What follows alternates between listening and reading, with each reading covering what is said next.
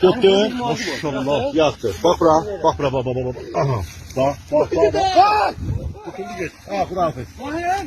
Dede de giysiz ya niye ben? Tamam senin... Deden ne nelisin sen? Bir dakika sen. Tamam çakıyorum yavaş. Yavaş çak o hamı göre.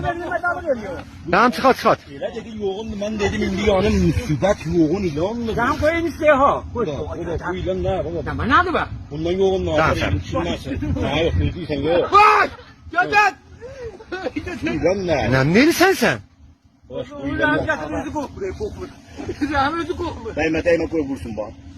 Davay de zafa. Davay de zafa. Davay de zafa. Tamam bir dakika bak bana. Tamam bak bana.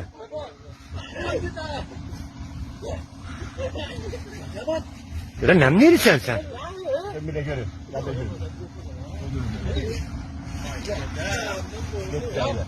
Tamam tamam ha. Burayı bilen Ram ha o soyukluğuna göre. Bana bak babanın atına bura bak. Aha bak. Baba çarpı ne nelisin? Vurmazsın da kutulu gitti de bu. Rahman da.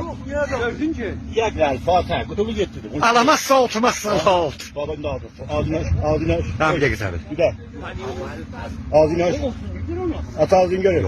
Hazıra top bu. Yüz lira mı?